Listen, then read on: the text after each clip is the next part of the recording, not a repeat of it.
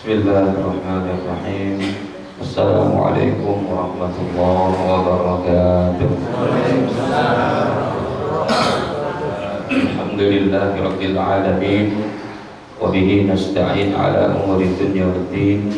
Wassalatu wassalamu ala asyrafil anbiya'i wal mursalin nabiyyina Muhammadin wa ala alihi wa sahbihi wa man ittaba'ahum bi ihsan ila yaumiddin. Amma ba'd.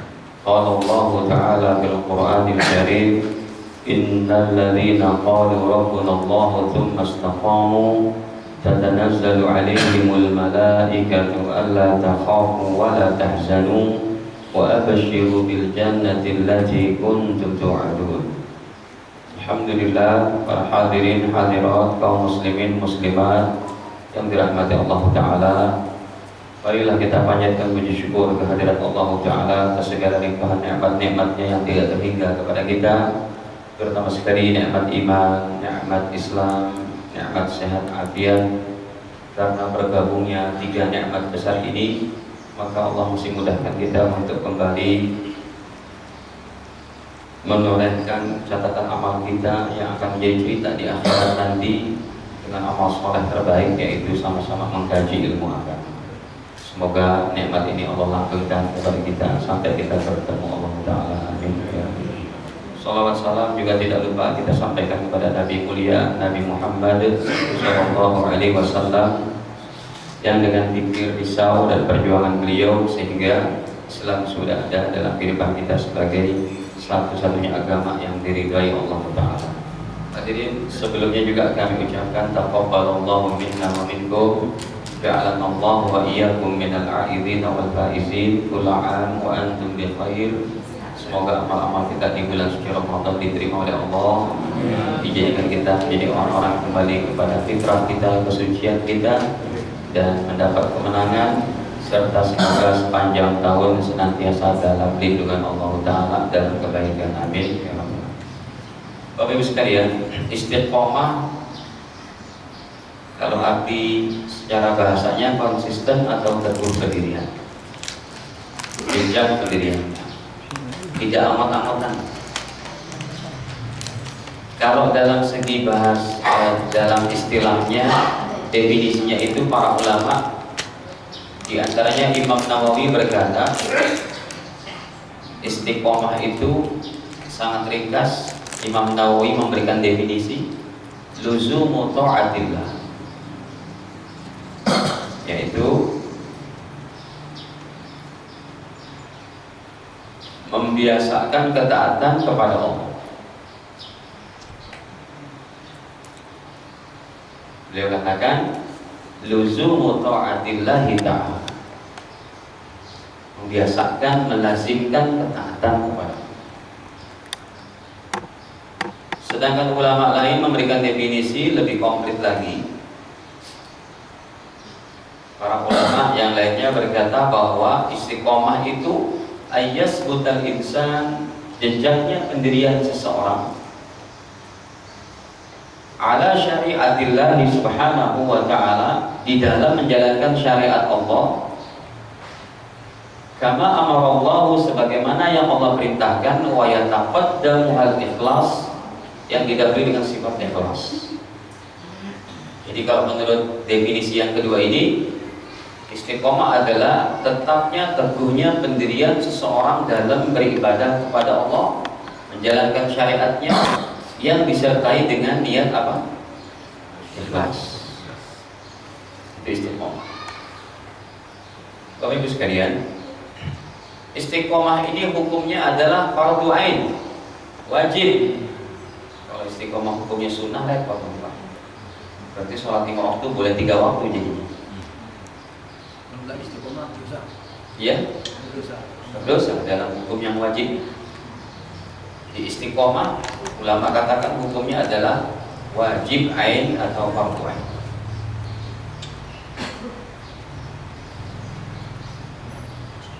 Dan ulama memberikan nasihat dalam bahasa Arabnya itu ladina liman la istiqomah salah. Ladin liman la istiqomah salah. Tidak ada agama seseorang akan menjadi baik tanpa sifat istiqomah. nggak bakal jadi baik. Jangankan masalah agama, masalah akhirat yang sangat penting Bapak Ibu. Bu, contoh istiqomah yang paling gampang, kita sehari semalam makan berapa kali? Istiqomah nggak? Nggak pakai disuruh, nggak menghadirkan seorang motivator, istiqomah aja itu dia makan. Kemarin di salah satu rumah sakit ketika para dokter jaga udah pada mudik, ada satu dokter muda, Dokter Stefanus Taufik, yang beliau menjaga dan merawat supaya orang nyawanya nggak bablas di ICU di UGD, sampai beliau jaga sendirian, lupa makan, lupa minum, dehidrasi, meninggal. Berakibat fatal juga tuh orang tidak istiqomah ketika makan minumnya terabaikan. Apalagi masalah dunia, masalah agama. Tidak bagus Bapak Ibu kalau ada seseorang rajin ibadah cuma di bulan Ramadan. Masalah agama ini tiada duanya. Masalah agama ini segala-galanya. Hadirin,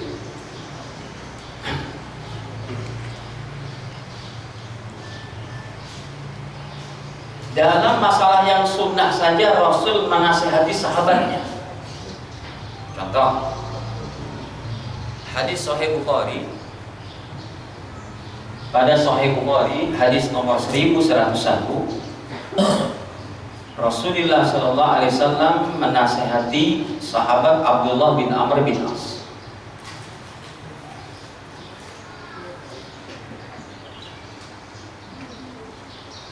Seribu 1101 Sahih Bukhari.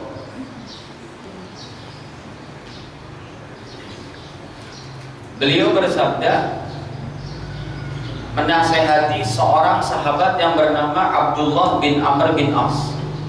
Abdullah bin Amr bin As. Bapaknya ini Amr bin As adalah senior sahabat yang beliau juga menjabat gubernur di Mesir. Ya, sampai pemerintahan sahabat Umar bin Khattab. Dan Abdullah ini para nama sahabat banyak, tinggal nanti yang berbeda bapaknya itu.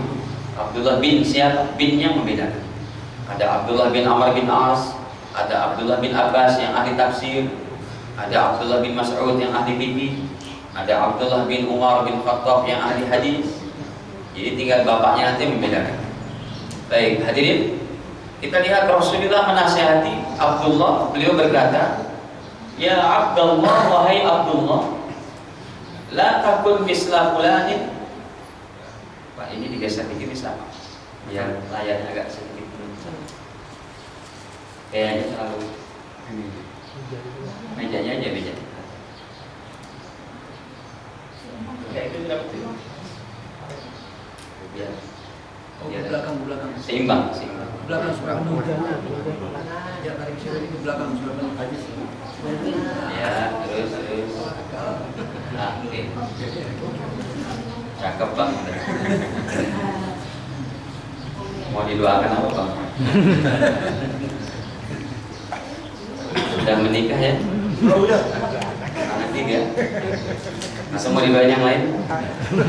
Bisnis lancar Pak. Oh, bisnis, bukan yang lain Pak.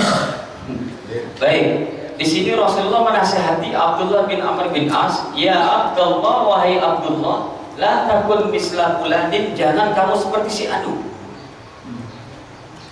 Karena yaqumul laila, dulu dia rajin tahajud.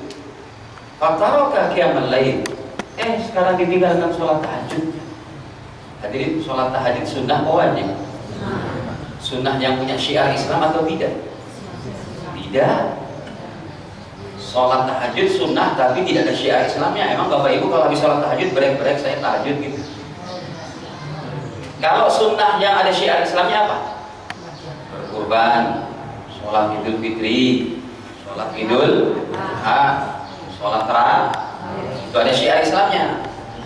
Ini sholat sunnah yang tidak ada syiarnya pun hukumnya sunnah. Rasul menasihati beliau, jangan seperti si Anu rajin tahajud, sekarang udah gak tahajud, tidak bagus. Apalagi yang hukumnya hampir wajib, dan sebagian ulama katakan wajib, contohnya seperti yaitu sholat berjamaah. Ini salah satu syiar Islam terhebat, Yang Nabi sendiri marah kalau laki-laki sholatnya di rumah terus. Jadi kalau suami ibu sholatnya sering di rumah, mungkin itu bukan jadi. Kalau perempuan kan sholat di rumah dia jadi istri soleha. Kalau suami sholat di rumah berarti suami soleha. Tidak, harus istiqomah ke masjid. Nah, kita ambil pelajaran dulu dari hadis Sahih Bukhari 1101 ini. Yang pertama adalah bahwa ketika Rasul memberikan nasihat kepada seseorang, ya, untuk menyatakan ikon yang tidak baik, maka adabnya adalah tidak menyebutkan nama orang yang menjadi ikon tidak baik. Ini hebatnya akhlak Rasul. Jadi Rasul ingin menasihati Abdullah, jangan kamu seperti si Anu, cuma si Anu saja, si Fulan. Namanya disebut tidak? Ini berarti sebuah pelajaran bagi kita. Kalau memberikan contoh kepada orang yang tidak baik, namanya tidak boleh disebut, kecuali kalau orang itu memang sudah bermaksiat tanpa malu, bermaksiat di depan khalayak ramai, kemudian kita beritahu kepada jamaah supaya jangan tertipu dengan kemaksiatannya, supaya jangan ikut-ikutan, karena dia sudah tidak punya malu, maka tidak apa diambil namanya, tidak apa disebutkan namanya. Tapi kalau orang ini orang baik-baik yang tidak berbuat maksiat di hadapan khalayak ramai, tetapi ada perkara yang tidak istiqomah, boleh kita sebutkan amalannya saja, orangnya tidak usah di. Sekarang Ustaz bilang, Bapak Ibu jangan seperti si Anu ya, gini-gini. Para jamaahnya malah ngorek-ngorek, si Anunya siapa Pak? Ketahuan lagi Tuhan. Yang kedua, amalan sunnah. Ya, Nabi menasihati untuk istiqomah dalam amalan sunnah, apalagi yang hukumnya apa? Wajib ataupun sunnah yang punya syiar. Yang ketiga, Rasul menyebutkan penyebutan khusus, yaitu sholat tahajud, tapi maksudnya adalah untuk keumuman amalan, seluruh amalan. Wahai Abdullah, jangan kamu seperti si fulan, dulu rajin tahajud, sekarang tidak pernah tahajud. Sama juga artinya, Rasul hanya menyebutkan masalah tahajud, tapi diperuntukkan untuk seluruh amal soleh. Wahai bapak, jangan seperti si Anu, dulu rajin baca Quran, sekarang tidak pernah baca Quran. Dulu rajin sedekah, apalagi masjid kita sedang ada renovasi. Kalau bapak ibu mau dapat pahala terus, kalimat ibu di rumah, bapak di rumah sedang tidur, ya, sumpahnya bapak di rumah sedang apa? Sedang bekerja, sedang apa? Orang yang sholat berjamaah di sini, orang yang dia ngaji di sini, pahala itu akan mengalir kepada rekening Anda semua ketika masjid ini ada donasi dari kita juga. Ya, ini pokoknya kalau masjid kita dibuat yang sangat nyaman, peaceful, silent, kemudian orang beribadah di sini menjadi enak, ya, maka ini kebaikan juga bagi bapak ibu yang memberikan donasinya. Jangan masjid itu nanti apa tidak nyaman gitu ya. Kalau masjid sekarang kan enak nih, dingin, ada air condition, karpet bersih. Nah, ini perlu kita pikirkan bapak ibu. Contohnya terkait dengan istiqomah, pada bulan Ramadan, 1 Ramadan, 2 Ramadan, jamaah membludak nggak sholatnya? Sampai ke sana enggak? Iya, awal apa sampai. Nah, itu kalau hari-hari sekarang bagaimana? Kita harus punya inovasi-inovasi bagaimana untuk mengajak mereka istiqomah. Ada teman kami di Padang, Bapak Ibu, Ustaz, saya mau setiap ada pengajian makanan yang jamin saya, bukan cuma snack, bawa nasi bungkus. Ada lagi, Ustaz, supaya jamaah semangat beribadah, boleh nggak setiap sholat 5 waktu yang habis sholat saya berikan nasi box? Silakan kalau mau. Tujuannya untuk semangat berjamaah. Makanya di Jeddah di Arab Saudi itu, ya, kota besarnya, setiap masjid mesti ada teh panasnya, ada susu, ada gula, ada korma disediakan. Sekalipun ada orang datang cuma untuk ngopi aja, ya biarin aja dulu deh gitu.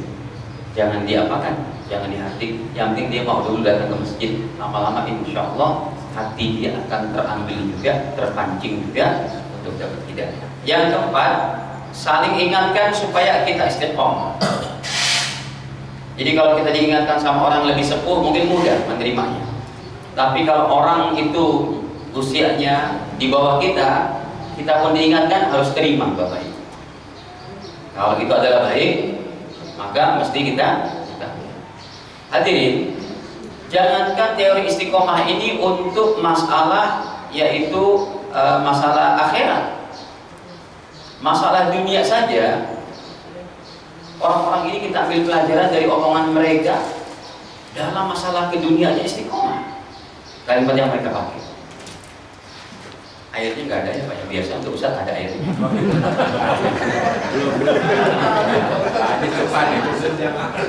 Nggak apa-apa sih, mau pembangunan kan? Bukan, saya bukan mau minum, mau kasih contoh hadis ini. Masalah dunia akhirat tuh nggak bisa dibandingkan. Dunia ini sebentar banget kita. Apa ini saja saya buka ya.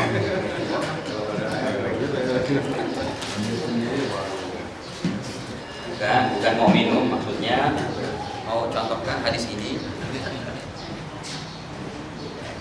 Hadirin Bapak Ibu sekalian, masalah keduniaan kita bisa belajar dari seorang taksi online ketika kami naik. Bang, ini mobil baru Bang Avanza. Iya Pak Haji. Sudah berapa lama? Ya baru sebulan 2 bulan lah. Dari perusahaannya ngasihkan ini, nanti dari penghasilan saya menarik taksi online ini dipotong berapa jutanya untuk melunasin kreditannya. Terus saya tanya lagi, Abang mau narik taksi online ini berapa lama? Sebulan kan?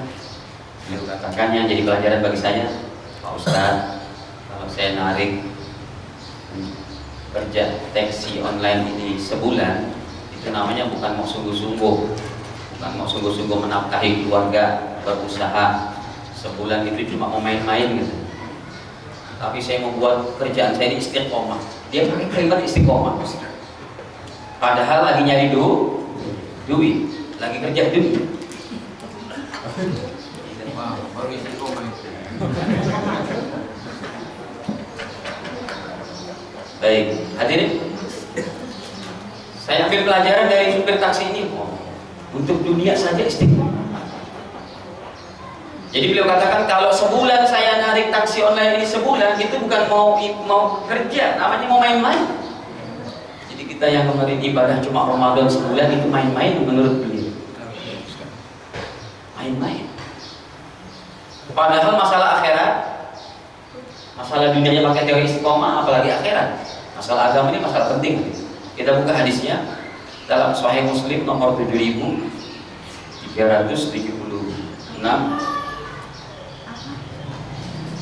Baginda Rasul SAW bersabda, untuk membuktikan dunia ini gak ada apa-apanya, kita semuanya akan kembali kepada Allah Ta'ala. Emang ibu-ibu ada yang mau hidup terus Bu? Apa gak capek? Ya Allah panjangkan umur kami seberapa panjang emang? Kalau Allah kasih 120 tahun, capek juga kan? Letih ya.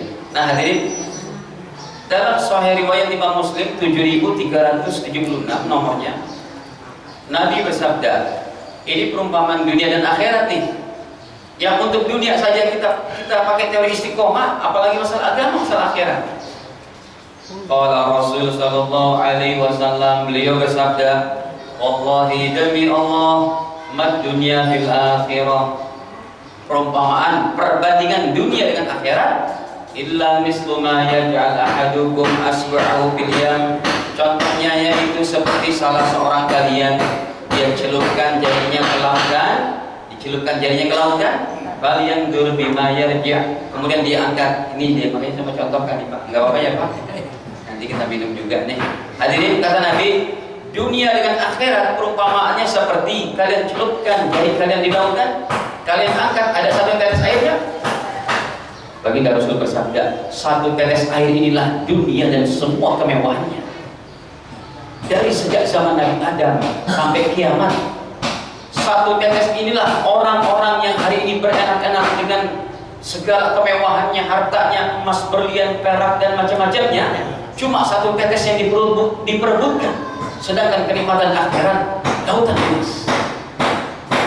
Untuk yang setetes ini Pak pakai kalimat istiqomah, apalagi kita mau perjuangkan kehidupan akhirat kita.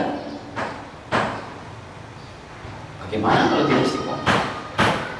Hadirin, ya. Sekarang kita buka ayatnya dalam Al-Quran, dalam surat ke-41, surat Fussilat ayat 33. Nanti ada, makanya kriteria-kriterianya dalam segi derajatnya ada hadis disebut hadis sahih, ada hadis hasan, ada dhaif. Dari segi catatannya ada yang cacat melalui para perawinya, ada yang disebut maudhu', ada yang matruh, ada hadis munkar. Kalau seorang perawinya atau dua orang perawinya terputus dia disebutkan, ada disebut hadis munqati', ada hadis mauquf, ada hadis yang kalau disamarkan kayak Israel tuh yang sekarang lagi apa? Ya Allah, Masjidil Aqsa masa ditahan, ditutup aja. Bahkan tentaranya pakai sepatu sekarang masuk ke dalam masjid, pada tiduran, pada istirahat dengan senjata beratnya di sini. Coba dibaca, Pak.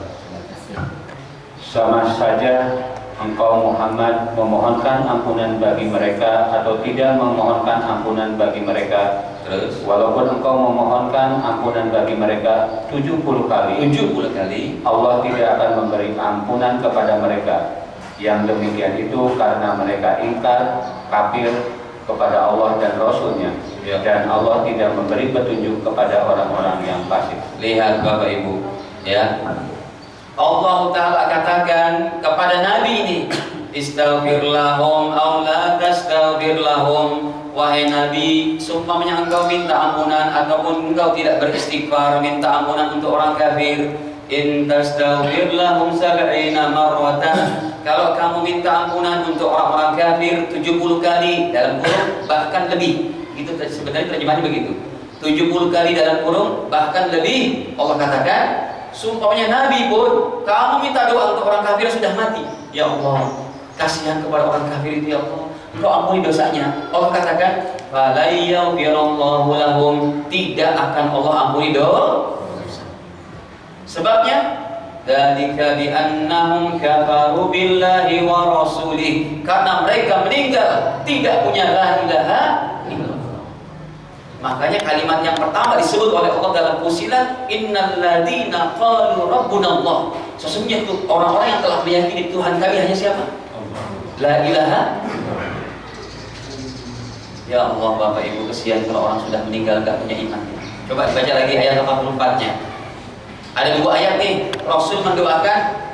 Itu maksudnya begini, Rasul mendoakan karena saking apanya beliau risau supaya orang satu pun nggak ada yang masuk ke dalam neraka, tapi semuanya hidayah di siapa? Milik siapa? Milik Allah. Silakan ayat 84-nya. Dan janganlah engkau Muhammad melaksanakan sholat untuk seseorang yang mati di antara mereka, orang-orang munafik, selama-lamanya, dan janganlah engkau berdiri mendoakan di atas kuburnya. Cukup engkau berdiri di atas kuburnya Rasul. Allahumma ighfir lahum. Saking risaunya Nabi, tapi pun Allah katakan, wahai Nabi, enggak boleh. Sebabnya apa? Apa sebabnya? Di situ kan ada lanjutannya. Innahum, karena sesungguhnya mereka ingkar kepada Allah dan Rasulnya, dan mereka mati dalam keadaan fasik. Dan mereka mati dalam keadaan fasik. Ini orang fasik yang tidak masuk surga, yang dia mati dalam keadaan tidak beriman. Bapak Ibu sekalian yang dirahmati Allah, kita bukannya benci sama agama lain, justru malah kasihan. Mas, Anda ganteng, Anda cantik, Anda kaya, tapi tidak punya la ilaha illallah. Mungkin senang dan hebatnya Anda cuma berapa tahun? Ya Allah, 70-60 tahun. Coba kita buka hadisnya Sahih Muslim. Orang paling kaya, orang paling miskin. Tapi ini hadisnya dari Nabi nih. Jangan protes, Ustaz, kenapa orang Islamnya miskin? Bukan. Ini sebuah hadis skenario memang ada nanti di akhirat. Karena Bapak Ibu coba dengar. Kita sekarang sudah tahu ayat-ayat surga dan neraka, betul? Di surga ada sungai ini, di surga nanti ada macam-macam. Ibu-ibu di surga nih, ibu, nggak ada ibu ya, yang sepuh-sepuh ini di surga nggak ada. Umurnya rata-rata berapa? 30, 33. Cantik-cantik, ganteng-ganteng, bening-bening ya Bu. Jadi kita tahu itu dalam Al-Quran dan hadis. Bahkan dalam Sahih Bukhari katakan wanita-wanita di surga begitu cantiknya sampai tulang sumsumnya pun kelihatan. Kayak apa itu Pak? Jadi kalau ibu-ibu minum kopi kapal api di sana kelihatan. Hadirin, di surga kita bisa baca dalam ayatnya banyak. Ada surga Jannatul Firdaus, ada Naim, ada surga Aden, ada surga Darussalam, ada Jannatul Ma'wa, ada Darul Muqamah, ada Muqamul Amin, ada surga apalagi? Ada 8 surga. Bukan, kalau yang itu pintunya Pak. Pintu. Yang bukan surganya. Jadi dalam surga memang banyak pintu. Kalau itu bukan, itu nama surganya. Kalau ini pintunya saja, yaitu satu pintu diperuntukkan oleh Allah untuk orang yang rajin puasa. Baik. Hadirin, akhirat pun tentang neraka begitu. Ada neraka ini, neraka Uwail, neraka Humazah, Utomah, ada neraka Jahannam, macam-macam. Bapak Ibu, setiap berita Al-Quran sekarang yang kita baca, kita dengar, baru berupa cerita. Emang bukan yang pernah mampir Pak? Baru berupa apa? Pak, begitu juga nanti kalau kita sudah di akhirat. Sekarang nih kenangan kita di Masjid Al-Falah lagi ngaji begini, jadi cerita di akhirat. Dulu kami ngaji sama Ustaz Faisal gitu. Maksudnya itu ada cerita nanti. Maka malaikat akan bercerita di antara mereka. Itu bagaimana sih orang surga sangat tinggi banget. Itu loh Mas, itu jamaah Masjid Al-Falah gitu. Wah, pada tidur, pada main basket, pada main golf semuanya, ya. Tapi ini sebagian warga ngaji terus itu, makanya surganya tinggi. Jadi Bapak Ibu, sebenarnya kita ini sedang menulis skenario cerita kita di akhirat. Jadi kita kembali kepada ayatnya, Fussilat ayat ke 30. Innal ladzina qalu rabbuna Allah, sesungguhnya orang-orang yang telah meyakini Tuhan kami hanya Allah, tsumastaqamu, kemudian mereka jejak pendiriannya istiqomah sampai matinya. Coba lihat. Yang pertama, Allah berikan hadiah apa?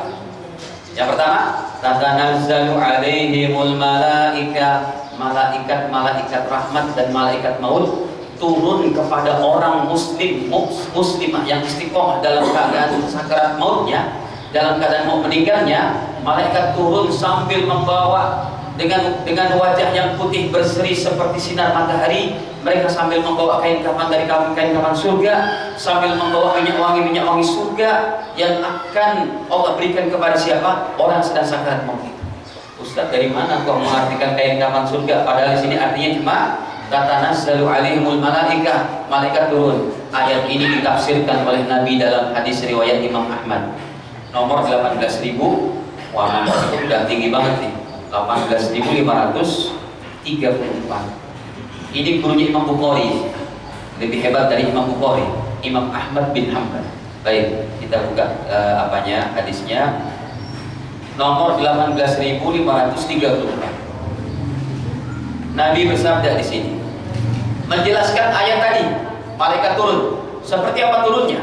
Innal abdal mu'min, sesungguhnya hamba Allah yang beriman, tentunya istiqomah. Idza kana min qita'in minad dunya, kalau mereka akan terputus dari kehidupan dunia, sakarat maut. Nafas sudah satu-satu, detak jantung di komputernya sudah pelan-pelan, sudah mau lurus. Kalau lurus kan sudah apa? Tinggal. Wa iqbalin minal akhirah, dan yang akan berhadapan dengan alam akhirat. Jadi kalau orang lagi sakarat maut, 1 detik nafasnya seberhenti, itu dalam 2 detik ke depannya dia sudah langsung berhadapan dengan alam akhirat, selama-lamanya tidak akan berhenti.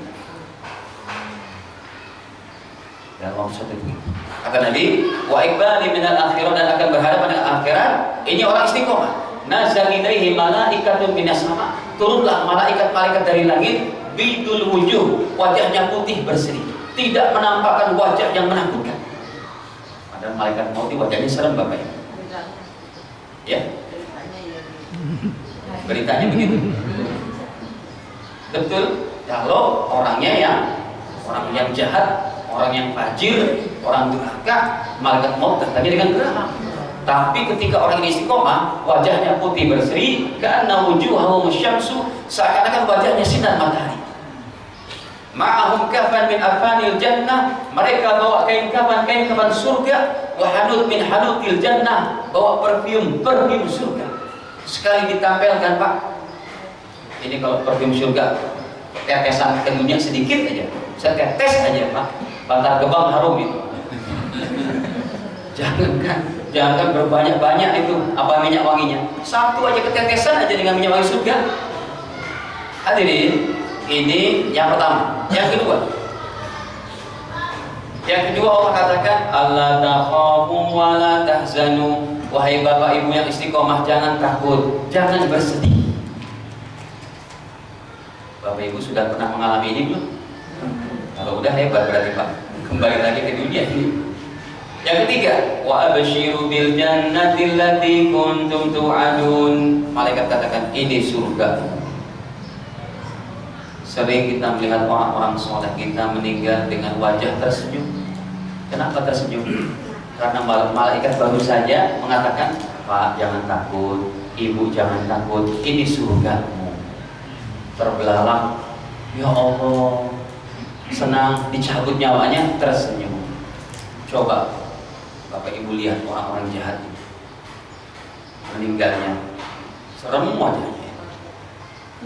Baik, yang keempat, nahnu awliya'ukum fil hayatid dunya wa fil akhirah. Kami adalah pelindung, penolong kalian dalam kehidupan dunia dan kehidupan akhirat. Dijamin tuh oleh Allah dan Rasul, oleh Allah dan tentara-tentaranya. Kamilah pelindung kalian. Jadi orang beriman tidak takut Bapak Ibu. Allah pelindung kita. Orang istiqomah tidak takut, ya sudah, pasrah saja. Ya, orang yang berani mati pun akan mati, yang takut mati pun akan mati. Pasrah saja kepada kehendak Allah Ta'ala. Hadirin, yang kelima, walakum fiha ma tashtahi anfusukum walakum fiha ma tad'un nuzulan min ghafurir rahim. Allah berikan jamuan kepada Bapak Ibu yang istiqomah, apa yang Bapak Ibu inginkan dalam surga diberi. Jamaah kami ada yang nanya di satu tempat, Ustaz kalau kita udah dalam surga apa saja yang kita inginkan diberi? Betul Ustaz, saya ini senang banget sama semur jengkol. Di surga ada nggak? Ada Pak. Cuma semur jengkolnya, tokonya bisa beli kan? Saya bilang masih nggak lepas dari itu mungkin di dunia ini.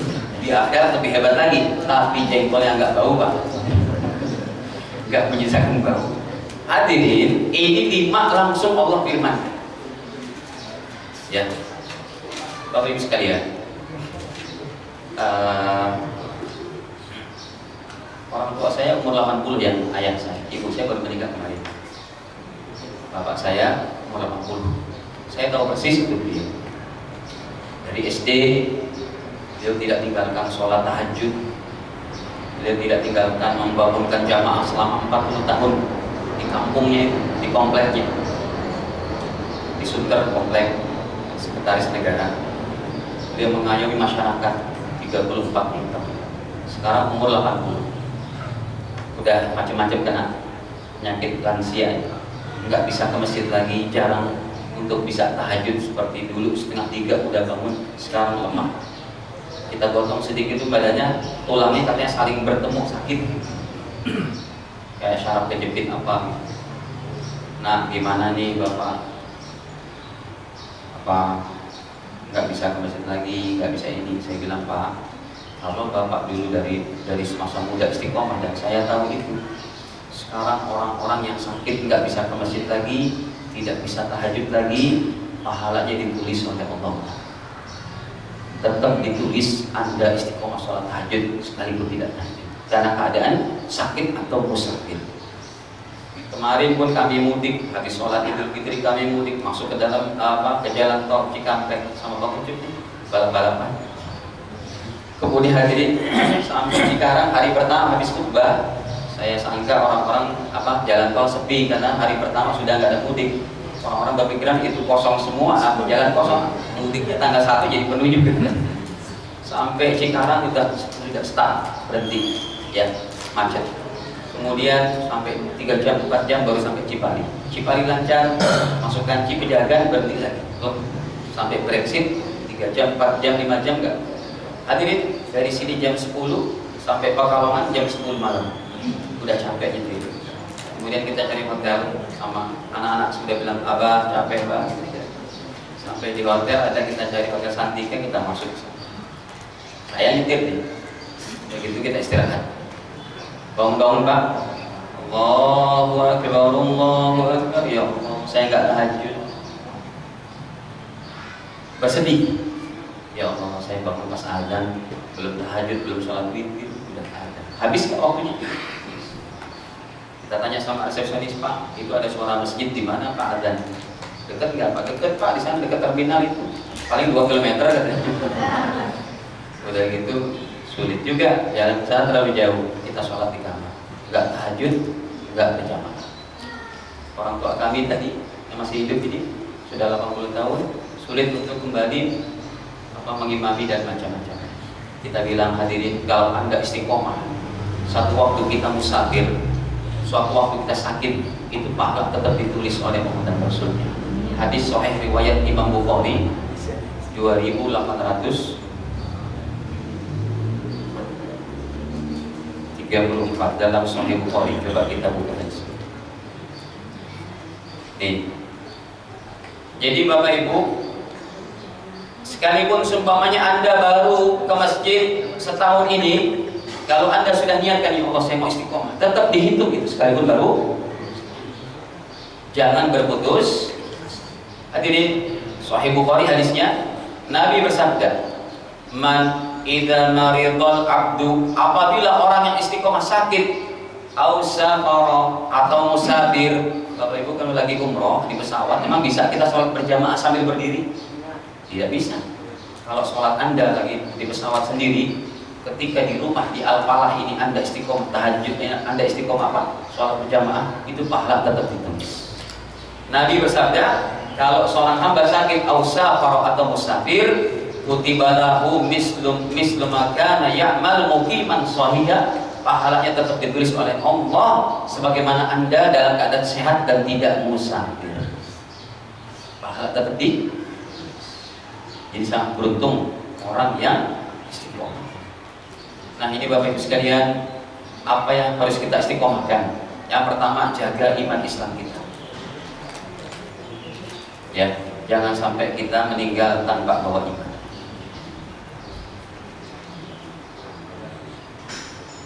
Jaga iman Islam kita. Yang kedua, kita istiqomahkan sholat berjamaah 5 waktu di masjid, terutama bagi laki-laki. Kalau ibu-ibunya boleh ke masjid, tapi afdolnya di rumah, kecuali kalau ada pengajian seperti ini. Yang ketiga, jaga sholat tahajud, jaga sholat-sholat sunnah qobliyah ba'diyah, jaga sunnah-sunnah yang lain atau sunnah-sunnah harian seperti baca doa makan, masuk toilet dan lain-lainnya. Kemudian yang kita istiqomahkan, baca Quran minimal 1 juz. Ustaz, saya belum bisa 1 juz Ustaz. 1 juz itu 10 lembar. Kalau belum bisa ya udah 8 lembar. Kalau belum bisa 6 lembar. Kalau belum bisa 4 lembar. 2 lembar. 1 lembar paling males itu berarti. Kalau Bapak Ibu sudah tidak baca Quran minimal 1 lembar, itu bukan disebut paling males, tapi sudah zolim. Sudah zolim kepada Al-Quran. Coba dibuka suratnya, surat ke-35 ayat surat Fatir ayat 32.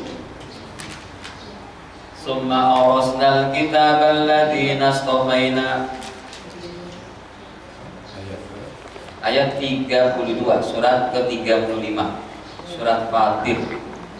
Silakan. Kemudian kitab itu kami wariskan kepada orang-orang yang kami pilih di antara hamba-hamba kami. Terus? Lalu di antara mereka ada yang menjolimi diri sendiri, ada yang pertengahan, dan ada pula yang lebih dahulu berbuat kebaikan. Dengan izin Allah yang demikian itu adalah karunia yang besar. Allah sudah wariskan kitab ini kepada kita. Ya, min ibadina, kami telah pilih. Yang pertama, faminhum zalimun li nafsihi, sebagian dari mereka ada yang zalim. Kita diwariskan Al-Quran, nggak pernah dibaca, nggak pernah dikaji, nggak pernah ngaji, nggak pernah. Yang kedua, wa minhum muqtasid, pertengahan. Yang muqtasid ini masih bagus, tapi yang hebat itu yang ketiga, wa minhum sabiqum bil khairati biiznillah, yaitu orang-orang yang senantiasa berlomba-lomba dalam kebaikan. Dzalika huwal fadlul kabir. Baik. Kemudian apalagi kita istiqomah? Hadirin, mengkaji ilmu agama. Ya, siapa yang ngajar di sini, para kiai, para ulama, kita datang. jangan pernah membatasi ngaji ilmu dari satu ustaz. Anda akan bijik, apalagi ustaznya juga bijik. Jangan ngaji selain dari Anda ya. Ini bahaya. Ya, pokoknya kalau ibu ngaji, bapak ngaji sama ustaz yang gitu, ini nanti takut salah. Bukan. Perbedaan pendapat di antara umat Islam itu adalah sebuah keniscayaan. Karena pada zaman Nabi pun sahabat sudah berbeda pendapat. Sayyidina Umar, Sayyidina Abu Bakar datang kepada Zaid bin Sabit yang Qurannya paling hebat dalam Sahih Bukhari. Wahai Zaid, Rasul sudah meninggal. Bagaimana sekarang kalau kita kumpulkan Al-Quran? Kata Zaid, saya takut mengumpulkan Al-Quran. Kata Sayyidina Abu Bakar sebelumnya, wahai Umar, kamu nyuruh saya untuk kumpulkan Al-Quran menjadi satu mushaf begini? Kata beliau, ini sesuatu yang malam yaf'alhu Rasulullah. Rasulullah tidak pernah contohkan ini. Takut.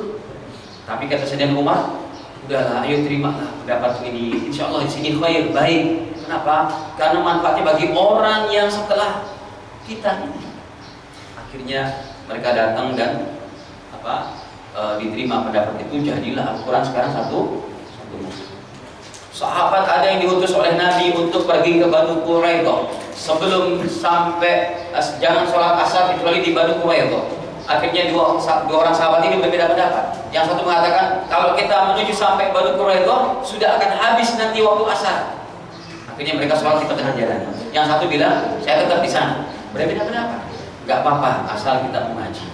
Cuma memang harus menghadirkan juga ustaz yang mengerti perbandingan mazhab sehingga tidak saling menyalahkan. Baik. Kemudian yang ke-8, istiqomah dalam apa? Beristighfar minimal baca 100 kali.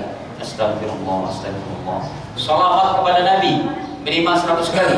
Allahumma sholli ala sayyidina Muhammad ataupun sallallahu ala Muhammad sallallahu ala Muhammad. Baca tasbihat 100 kali. Subhanallah, alhamdulillah, wa la ilaha illallah, wallahu la haula wa la quwwata atau apa saja. Ya subhanallah bihamdihi subhanal azim minimal 100. Sedekah harian minimal 1000 lah atau 500 rupiah. Setiap hari jangan sampai tidak bersedekah. Kemudian apa yang kita istiqomahkan? Jaga ukhuwah Islamiyah. Ya. Kemudian nafkah yang halal. Kemudian tarbiyah keluarga dengan cara yang baik yang Islami. Ya, dan lain-lain. Nah, Bapak Ibu, sekarang kita mau tunjukkan satu permasalahan lagi. Ini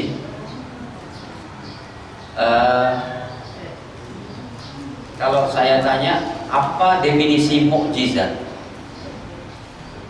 Ada yang tahu? Kayaknya sulit ya Pak. Tapi kalau saya tanya, coba Ibu Bapak berikan contoh mukjizat. Mungkin gampang ya Pak. Contoh mukjizat apa? Mukjizat Nabi Musa apa? Tongkat diketukkan ke lautan bisa jadi jalan tol laut. Ya, Nabi Musa lewat situ. Kemudian mukjizat Nabi Ibrahim apa? Beliau dilemparkan ke lautan api oleh raja yang zalim Namrud, terbakar tidak? Bapak Ibu punya korek api sekarang coba nyalain bakar tangan. Panas nggak? Tapi itu Nabi Ibrahim lautan api tidak ter.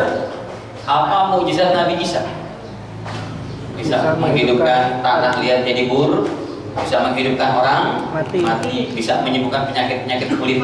Kok ini uberul akmaha wal abrasa bi istillah. Kalau mukjizat Nabi Muhammad, air bisa keluar dari jari jemarinya. Dalam peperangan Khandaq pada Sahih Bukhari hadisnya. Kemudian bulan purnama pun bisa dibelah oleh beliau dalam Sahih Bukhari juga. Ya, dan lain-lain. Jadi mukjizat adalah sesuatu kejadian yang istimewa, sangat spektakuler di luar kemampuan logika manusia yang Allah peruntukkan untuk para nabi-nabi dan rasulnya, ya, yang tujuannya untuk membungkam daripada orang-orang kafir dan untuk mengukuhkan kalau betul-betul orang ini adalah nabi dan rasul. Jadi kejadian yang di luar kebiasaan. Kalau satu tingkat di bawah para nabi, namanya karomah atau ma'unah. Contoh, ada di sebagian negeri Arab waktu itu, di negeri mana, ada apartemen kebakar. Tingkat 1, 2, 3 kebakar, tingkat 4 enggak, 5, 6, 7, 8 kebakar. Seakan-akan api itu loncat. Ya, karomah namanya. Logika nggak masuk, orang api nyambar semua kok. Tapi yang lantai 4 itu selamat, nggak kebakar. 5 dan 3-nya kebakar. Cari tahu ternyata itu ada sepasang suami istri yang memelihara anak yatim yang sedang menghafal Quran. Itu namanya karomah atau mau.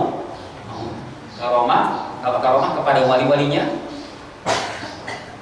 yang Allah berikan, kejadian yang spektakuler ini wali-wali. Kalau maunah kepada orang-orang soleh. Hadirin, ada di daerah Sunterjaya, ada seorang kiai ketabrak mobil, kemudian mental 5 meter, berdiri sehat, nggak ada satu yang lecet, malah yang penyok bemper mobilnya Pak. Tapi jangan coba-coba ya Pak. Sampai sudah istiqomah. Hadirin, ini nggak bisa dibuat-buat. Kalau untuk orang soleh namanya maunah ataupun karomah.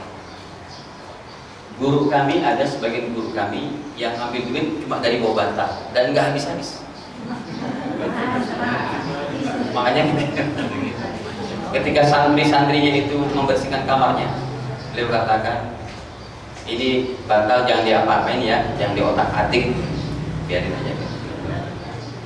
Rasul pun salah satu mukjizat itu, beliau sedang masak di rumahnya Abu Thalha, makanan yang cukup untuk 10 orang, itu 70 orang lebih masih cukup. Makanan cukup untuk berapa? 10 orang. Kata Nabi, ayo 10 orang masuk. Maka sudahnya, tambah lagi. Sudahnya, sudah ya Rasul. 10 lagi masuk. 10 lagi masuk. 10 lagi masuk. Enggak habis-habis. Sahabat Abu Hurairah pernah bersama para sahabat ashabus suffah, santri-santri Rasul di Masjid Nabawi, dapat susu 1 gelas. Kata Nabi, ayo baris, muter. Kebetulan Abu Hurairah yang menerima susu itu, beliau paling sini, paling pinggir kiri Rasul. Rasul memberikannya mulai dari kanan. Kata Abu Hurairah, ya sampai sini mungkin sudah tinggal setetes. Kata Rasul, minum lagi, minum. Sudah kenyang ya Rasul, bagi sama teman. Minum terus sampai ke Abu Hurairah terakhir. Kata Rasul, wahai Abu Hurairah, kamu minum. Ya, masih ada penuh. Minum lagi. Kenyang ya Rasul. Sudah terakhir Rasul yang berikan, habis di tangan Rasul 1 gelas. Tapi sekalian, karomah para wali dan ini ada. Apa sih Ustaz kaitannya dengan istiqomah? Contoh karomah para wali kalau dalam Al-Quran, surat Al-Kahfi, tahu Bapak Ibu artinya apa Al-Kahfi? Surat Al-Kahfi kisahnya apa? Anak muda yang tidur di dalam goa berapa tahun? 309 tahun. Bapak Ibu ada yang mampu tidur 3 hari 3 malam. Ini kan kejadian di luar kebiasaan kita. Dan mereka bukan para nabi. Kok masih hidup? Itu disebut karomah. Contoh lagi dalam Ali Imran ayat 37. Kullama dakhala 'alaiha Zakaria al-mihrab wajada 'indaha rizqa. Manakala Nabi Zakaria, Bapak Ibu, Nabi Zakaria ini adalah pamannya Maryam.